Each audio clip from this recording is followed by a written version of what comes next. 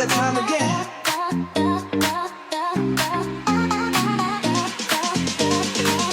What's up, my peeps and lovers of knowledge? Holla at your boy Steve B. It's time to come aboard Steve B's world. You're in for a treat. We have the latest news, the latest reviews, the greatest music too. Sit back, relax, join the vibe and enjoy this groove.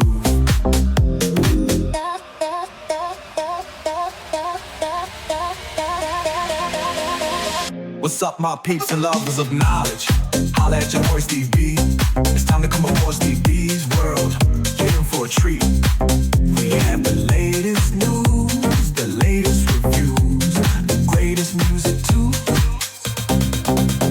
Sit back, relax, join the vibe and enjoy this groove.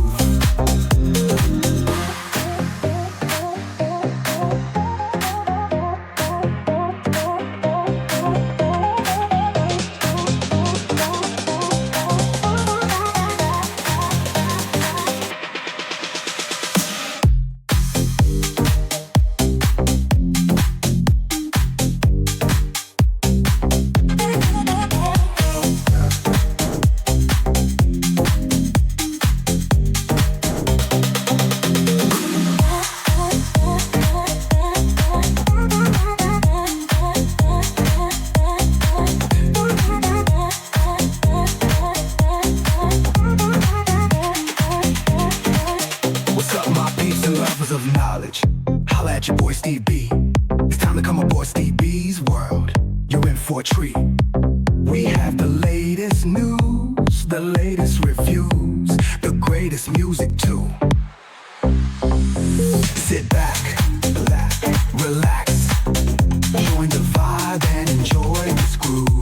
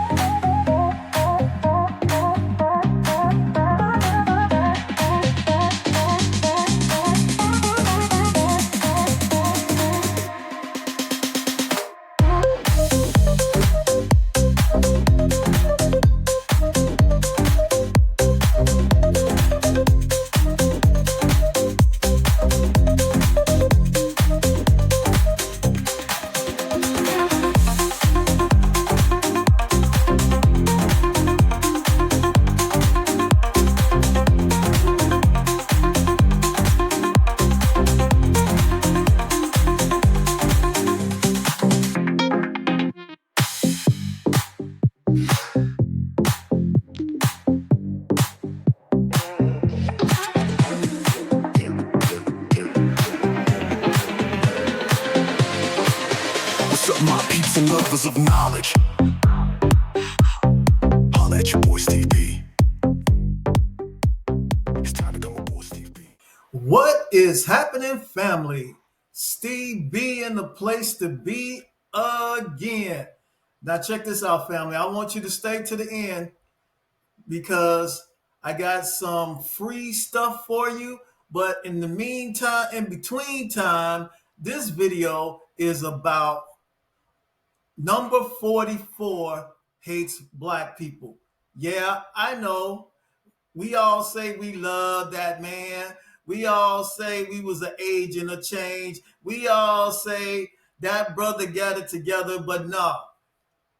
Let's just check out some of the facts. So what I'm about to show you is about the Obama Presidential Center in Chicago, Illinois. And they started construction on that thing back in 2015. And guess what? He just been hit with a lawsuit from a black contractor that's working on the Presidential Center. Now, first of all, the center is 10 years and it's still not finished. So that's the first thing. The black contractor, 2-in-1 contractors say that Obama owes him $40 million. Did you hear what I said? $40 million. So let's dig into this just a little bit deeper. So I'm on the Obama.org library site, and you can see that I'm on it. So I'm not, listen, I ain't got no reason to cap. This is all what's going down, right? So check this out. Here's the first thing I noticed.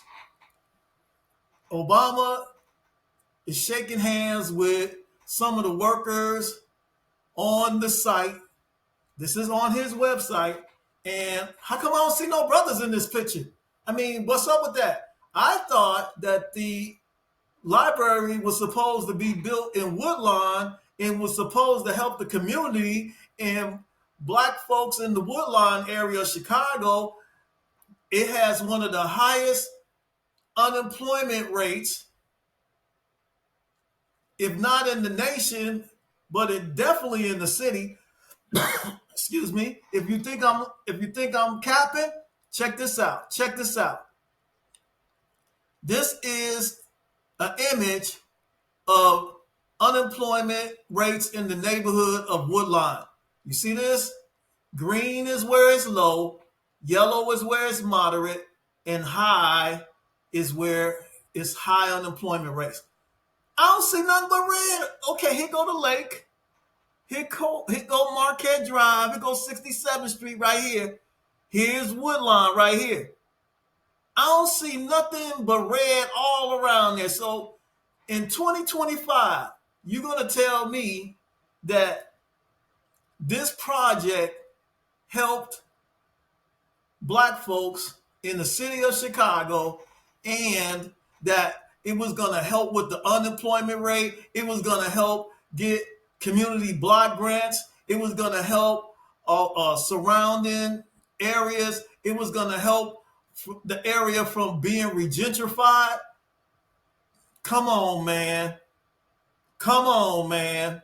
So let's okay. I'm gonna get off of this. Now I see a whole bunch of meeting the neighbors. Well, you see all the neighbors. You see what I'm talking about? See all the neighbors, but I don't see nobody. I don't see no neighbors working up here. Okay, so I'm gonna get off of that. Okay, so let's check this out.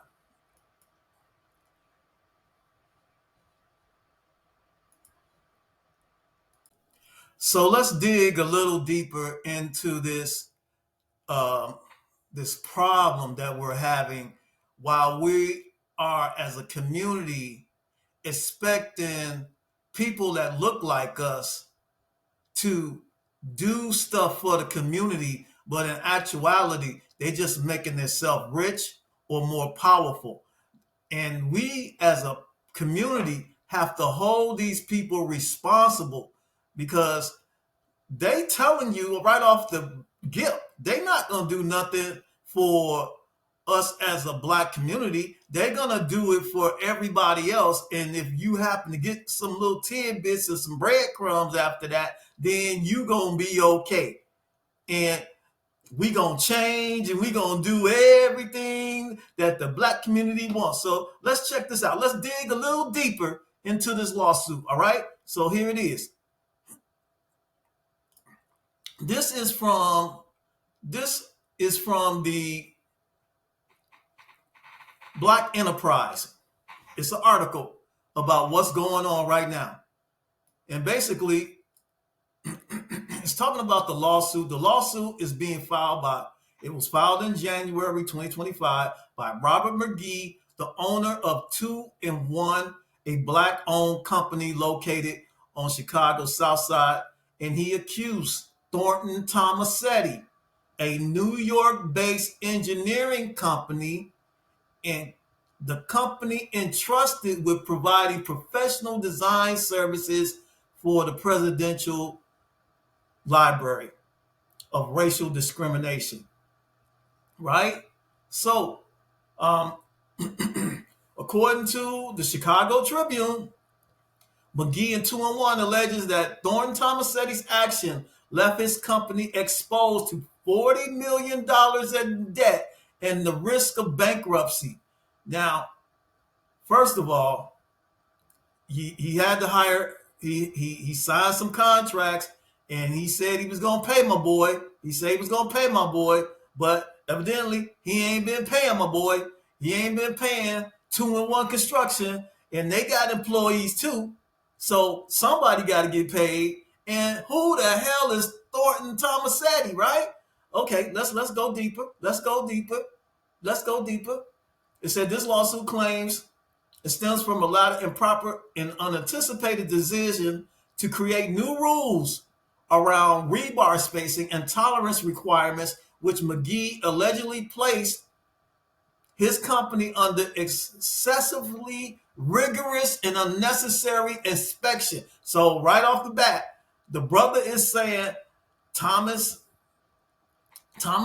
is coming in there talking about his stuff ain't right, your stuff ain't right, and you need to change this stuff up. And who gonna be making design? Why you gonna be making design changes in the middle of the project? That's the first thing, So let's go deeper.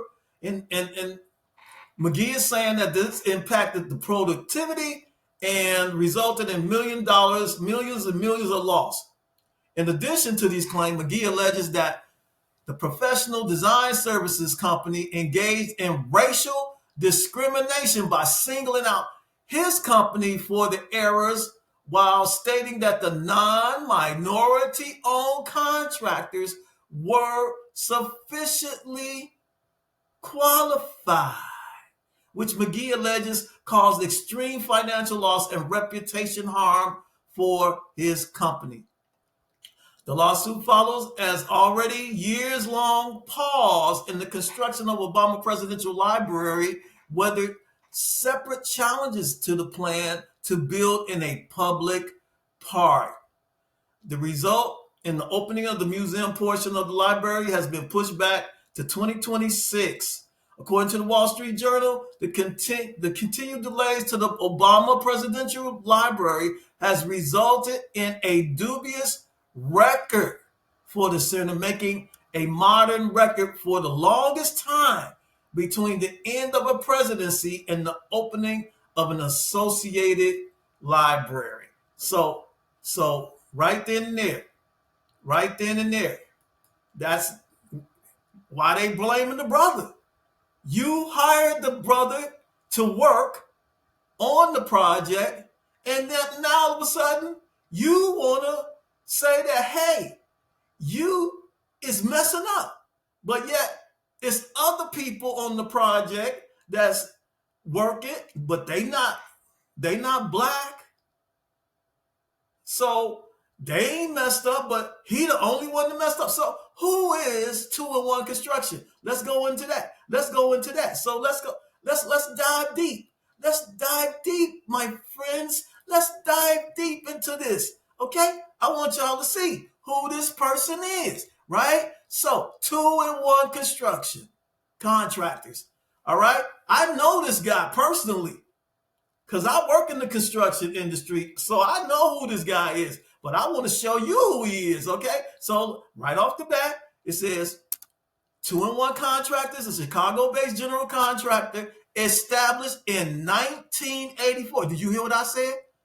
1984. Areas of specialization include carpentry, form and place concrete, reinforcement, steel placement, and structural steel erection. MBE, DBE certified. So let's get that straight. First of all, they are associated with Black Contractors United. They're certified by the city of Chicago, certified by the state Capital Development Board, the Central Management System, the Metropolitan Water Reclamation District, Illinois Department of Transportation. They're qualified by the state of Indiana and the state of Wisconsin. Now look, let's check it out. Let's check it out, some of their projects. Okay. Oh, they got whose church is that? Oh, that's somebody's church. Y'all know that church in Hyde Park? Oh, look at that. Look at that building. Oh man, yeah. I mean, oh wow. Oh, they built the downtown. Oh my goodness. Oh, they built stuff downtown. Oh man. Oh, look at that. Woo! They got a whole bunch of stuff they done built. All right. So like, All right, is this like a non-qualified person? Let's go deeper. Let's go deeper, right? Let's go deeper. So, right, okay.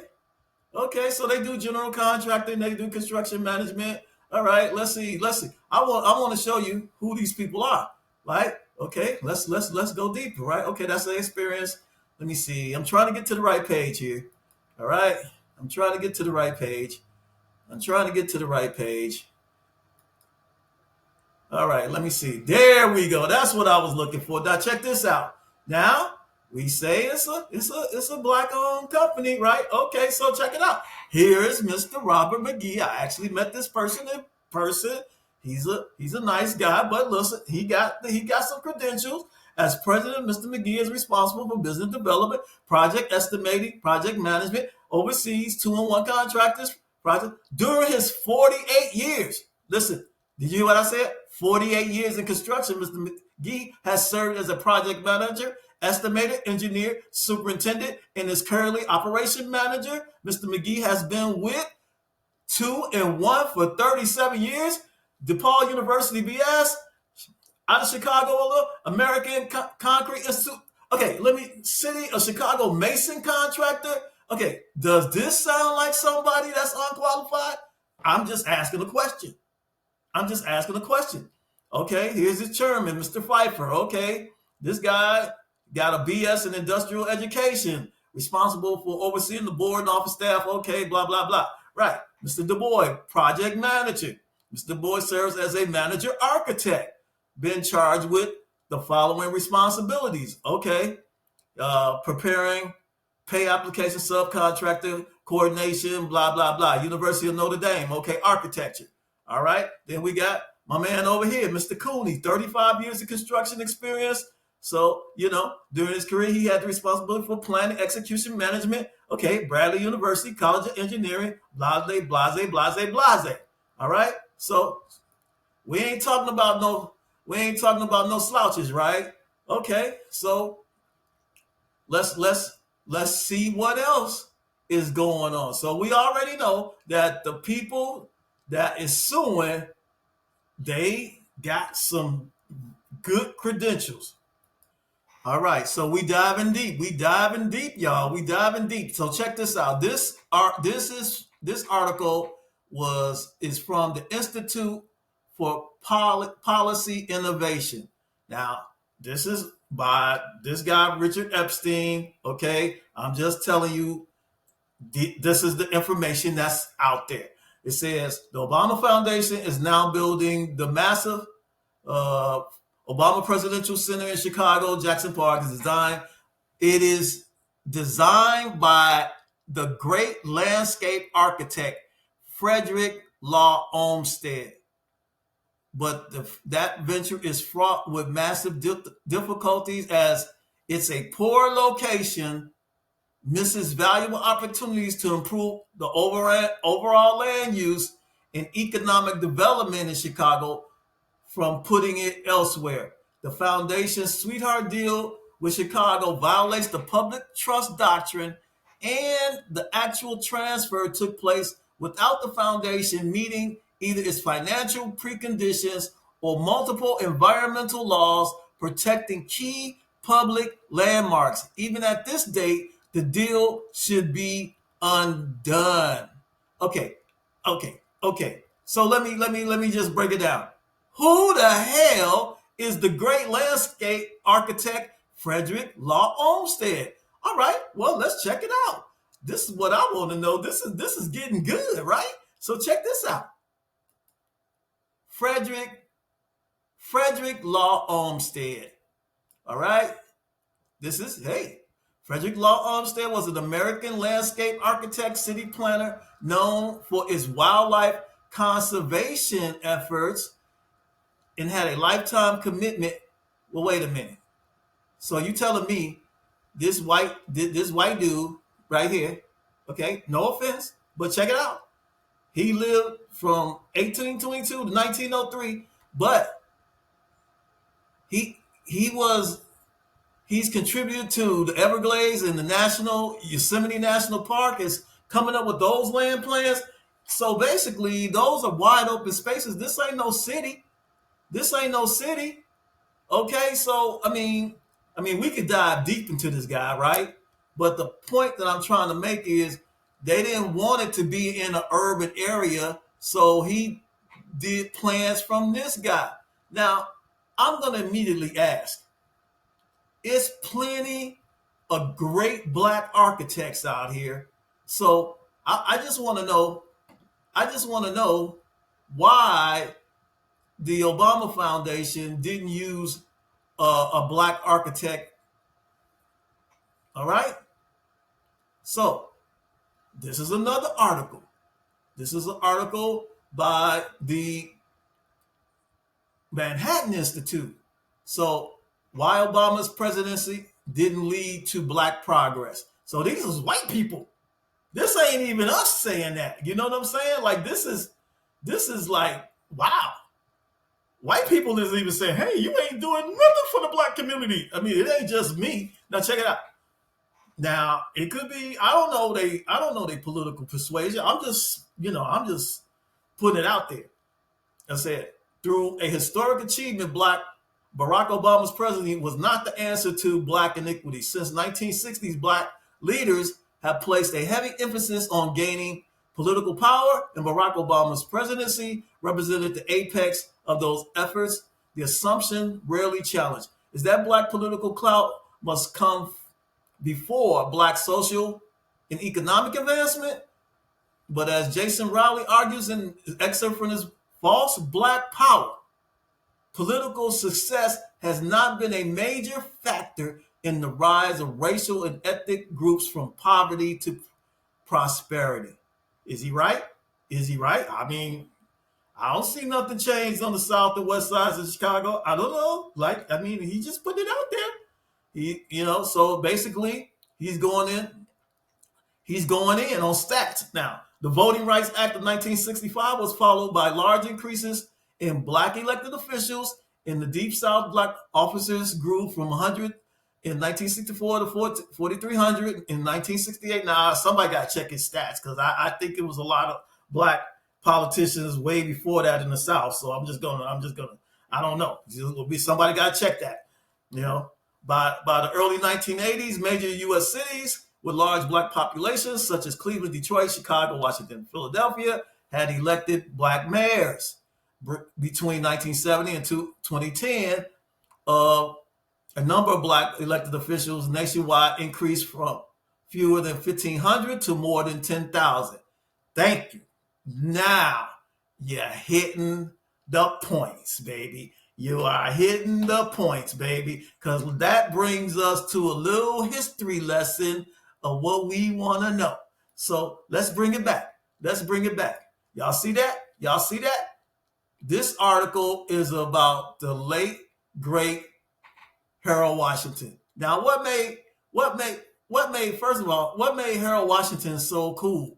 All right. Now, I don't know. There was a lot of rumors out there about Harold Washington, but listen, let's find out. Let's find out. So it says here, well, first let's do this. I'm doing this off the top of the crown. Let's do this. This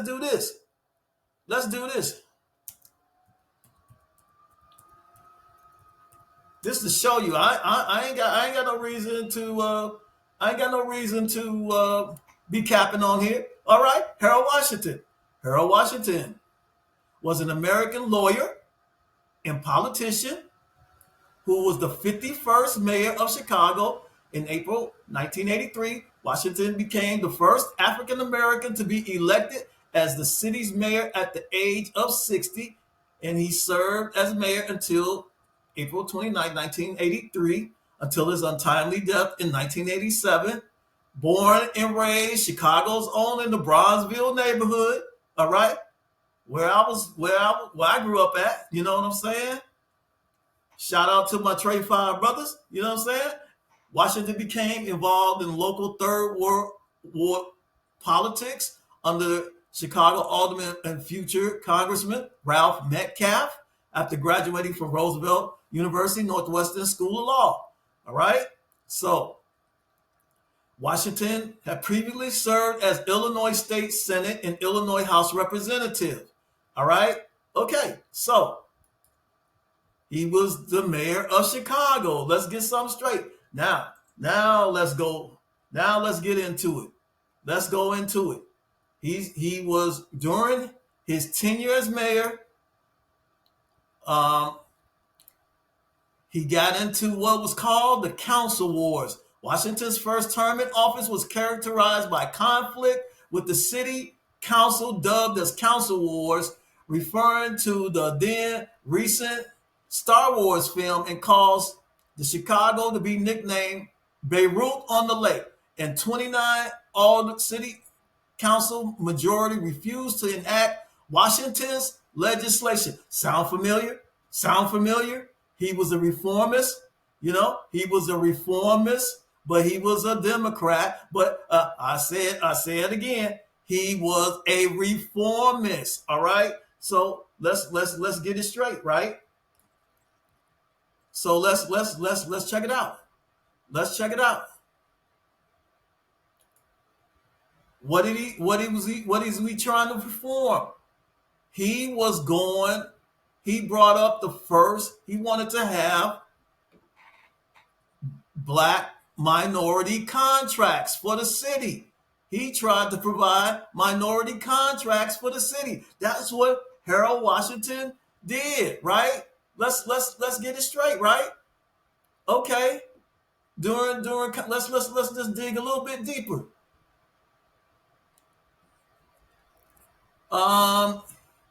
The Bedole Act 29, right? Remember that?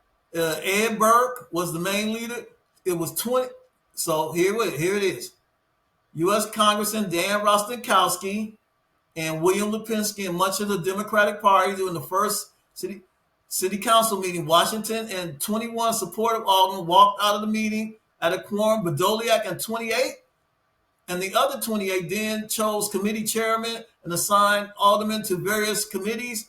A later lawsuit submitted by Washington were dismissed by the Supreme Court. But basically, it was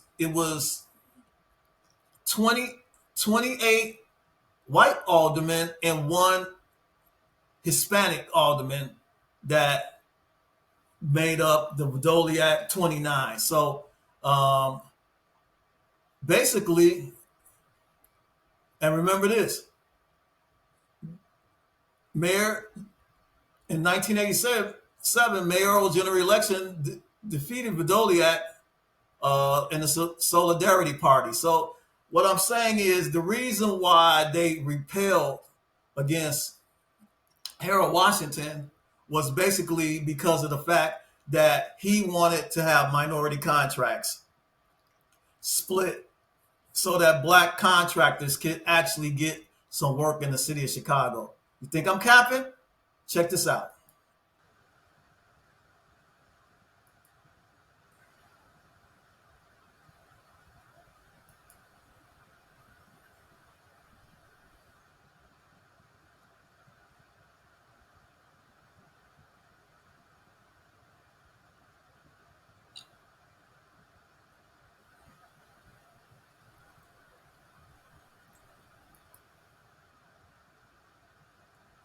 Right, family. So you see, I'm not capping about this, but I'm gonna tell you, I can go really deep into this, but I'm trying to keep this video really kind of short. But this is just another article I found, so you know that I'm coming with the receipts. I'm coming with the receipts, y'all.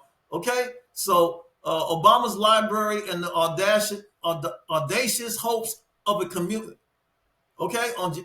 So basically, this whole article is talking about basically how that the Presidential Center had reached an agreement with the city of Chicago for community block benefits agreements, and over the past decade, and they have as a strategy for residents and businesses in the city to make sure, this is important, to make sure that large development projects help the surrounding community and not harm them. Community community block grants and CBAs are legally enforceable contracts and may require developers to meet a number of local demands. One of the most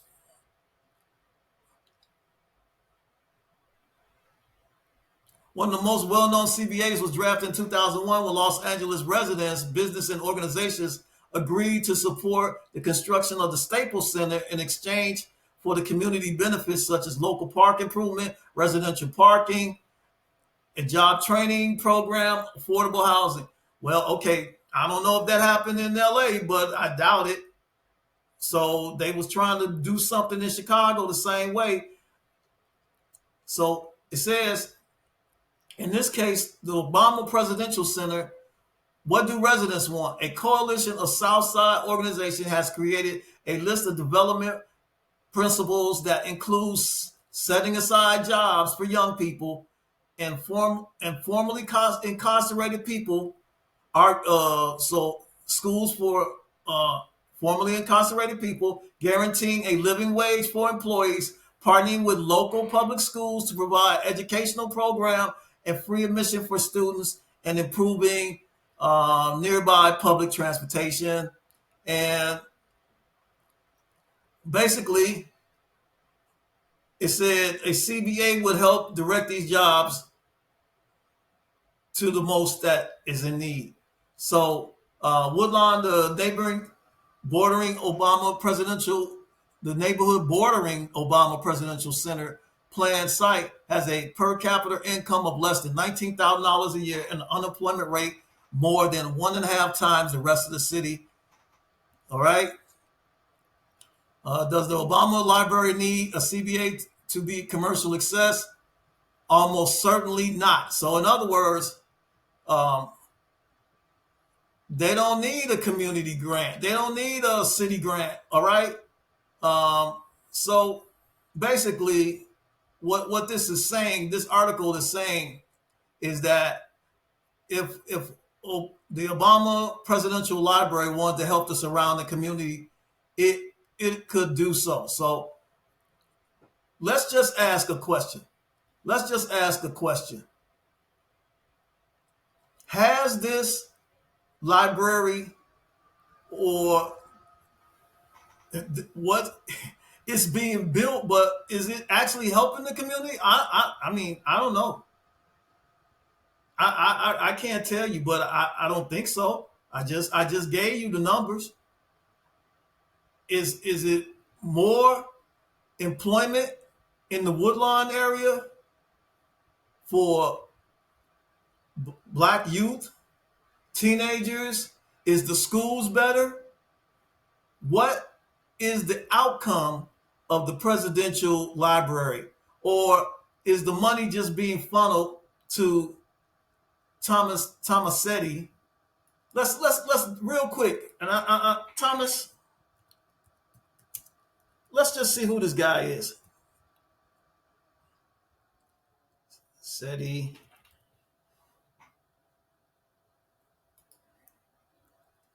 Thomas Tomasetti.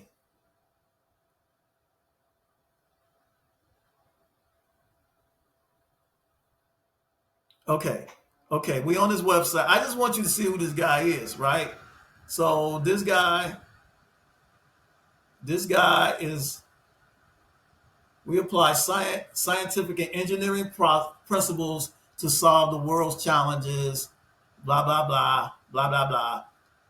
It's an engineering firm, 90,000 projects, 150 plus countries he's worked in, envelopment renewal. We conquer complex problems. He did a museum in Arkansas. Okay, here's some of the latest news. I don't see no black people. That's January 2025. I don't see no black people. Okay, what else this guy do? Let's see what else this guy do. He done work in Stockholm. Okay, let's check it out. What else this guy do? Okay, let's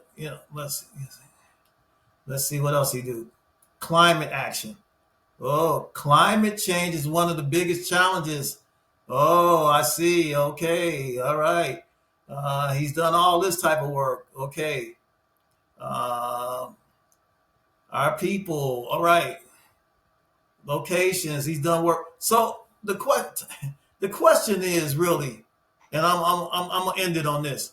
Why has why was this project given or not given to all black contractors, all black construction companies, black architect, and now my brother from 2-in-1 got to sue this guy who's got work all over the world. And check this out: addressing the challenges of climate change.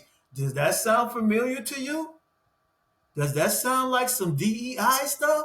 This is what they do with the DEI stuff. I just asking the question. I don't know. Is that benefiting the black community? Is that benefiting Woodlawn? Who is that benefiting? Obviously, it's not benefiting even the people that's working on the project. Not the black man that's working on the project. Maybe the only black man working on the project. So, with that being said, I mean, I don't know, man. It just seems to me that, number 44, he don't like black people. That's all I can say about that. I mean, the proof is in the pudding. You feel me? So with that, I could get into, Harold Washington and what he just did, but I kind of laid it out there for you. Now, I'm glad you stayed to the end because I got some free stuff in the description, some stuff I use every day in my business. I just want to let you guys know that Steve B World is going to be coming out with other types of videos, music, politics, whatever I find that's interesting that I know you guys want to hear, I'll bring it straight to you. So with that, I'm out. Check out some of my earlier videos, and I'll see you next time. All right? Peace. And I'm out.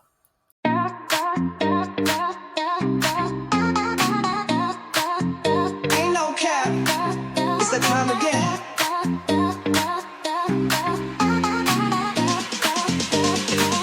What's up, my peeps and lovers of knowledge? Holla at your boy Steve B. It's time to come aboard Steve B's world. You're in for a treat. We have the latest news, the latest reviews, the greatest music too. Sit back,